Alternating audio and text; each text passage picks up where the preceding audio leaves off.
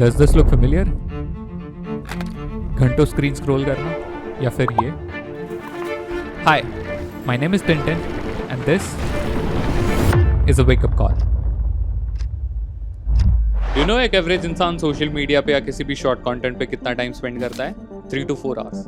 But अगर सवाल ये हो कि तुम कितना टाइम स्पेंड करते हो सोशल मीडिया किसी भी शॉर्ट कंटेंट पे और क्यों, तो शायद तुम में से कई लोग हैं जो इस चीज़ का जवाब नहीं दे पाएंगे, क्योंकि मैं और मेरे दोस्त भी नहीं दे पाए थे. अभी के लिए forget about those big words like goals, dreams, etc. etc.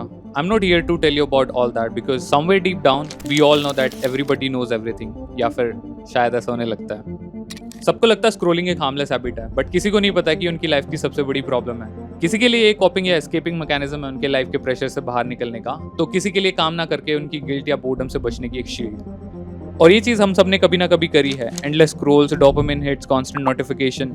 But इस चीज़ से बाहर निकलने का पहला स्टेप ही है रियलाइज़ करना कि हाँ, हम शायद किसी चीज़ के कंट्रोल में तो हैं. तुम सबकी तरह मेरी लाइफ भी सेम थी. मेरा दिन भी स्क्रोलिंग से शुरू होता था. खाना खाओ तो फोन, खाली बैठे हो तो फोन. मतलब ऐसा लगता था you yourself don't want to be at peace. 24 घंटे ऐसी चीजें देखना मतलब तुम खुद देखो. 70 में क्या जोड़ा कि 17 हो जाए. This is called computer. अब आई नो तुम में से कई सारे लोग ये सुन के बहुत सारे पॉइंटलेस बातें या कमेंट्स लेके आएंगे, तो it's okay, go ahead. But don't you think I hit a nerve there? I will not go into the technical part of it, how this thing is affecting your brain and body, but I'll give you the idea as there is enough data on internet to prove my point. तुम खुद जाके देख सकते हो, शायद इससे ही तुम्हारा आलस कम हो जाए. डोपामिन, यही वो हार्मोन है that makes you feel good. जब भी तुम खुश होते हो, एक्साइटेड या फिर मोटिवेटेड फील करते हो, इसका मतलब है कि तुम्हारे प्लेजर सेंटर्स में डोपामिन रिलीज हुआ है. आपने देखा होगा जो लोग ड्रग्स या अल्कोहल का एक्सेसिव यूज करते हैं, इट बिकम्स देयर हैबिट. और ऐसा होता है because of the excessive production of dopamine in their brain. और जब आपके ब्रेन को उस हाई लेवल ऑफ डोपामिन की आदत पड़ जाती है, तो वो हमेशा उसको हाई रखना चाहता है. That is why people get addicted to these things. Similarly, now a person who is using social media, उनको वो same level of high maintain करने के लिए बहुत लंबे टाइम तक सोशल मीडिया का यूज करना पड़ेगा, जबकि तुम्हारी बॉडी नेचुरली उतना डोपामिन प्रोड्यूस नहीं कर सकती, which leads to emotional lows जो कि होते हैं when you're not using your phone. But जब डोपामिन लेवल्स एक बार imbalance हो जाते हैं, then you become a zombie and it consumes you entirely.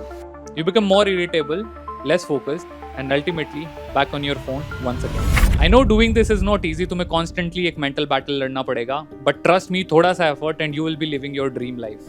Same thing happened to me. One day I decided not to use the social media and trust me, it was not easy. शुरू में तो इतना मुश्किल हो रहा था कि I was literally searching for the apps to scroll. और जब मैं वो सब चीजें कर रहा था, तो I realized कि मैं वो scrolling part enjoy नहीं कर रहा. It was just the coping mechanism या फिर escaping mechanism for me to get out of my boredom.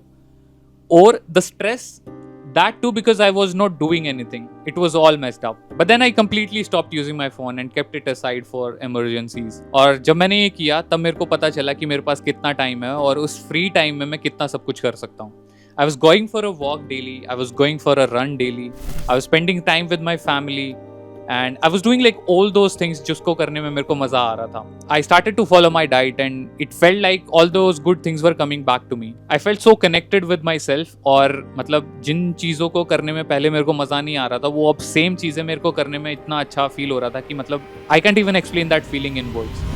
Now अगर मैं तुम्हें समराइज करके बताऊं अपने एक्सपीरियंस के बारे में, तो it was not easy but it is totally worth it and I would definitely tell you guys to do it. अगर तुम्हें भी लगता है तुम्हारी लाइफ में तुम्हें एक ब्रेक की जरूरत है या तुम्हारी लाइफ भी आउट ऑफ कंट्रोल जा रही है, तो मैं बिल्कुल चाहूंगा कि तुम अपनी लाइफ में एक बार ये चीज करो. Now I am not using social media that much. इस छोटे से ब्रेक ने मेरी यूसेज को बहुत ज्यादा लिमिटेड कर दिया है एंड अभी तो मैंने अपने सोशल मीडिया हैंडल्स भी डिलीट कर दिए हैं. Now I have created new social media handles just to follow दोस्त जिनको मैं पर्सनली जानता हूँ अपनी लाइफ में. Cutting social media out of my life was great and I know all of you guys know this, but I just wanted to share my experience with you guys. Also, I'd say don't just watch this video, do something about it. अगले 7 दिन तक don't use your phones about day, don't use any social media and just go for a run. Try this. Trust me, you will feel the difference.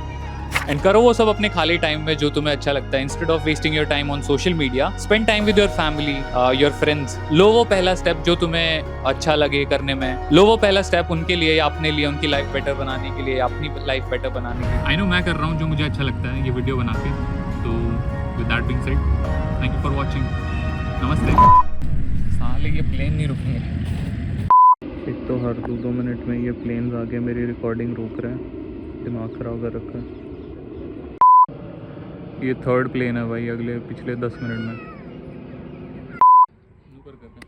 Let me give you guys a challenge.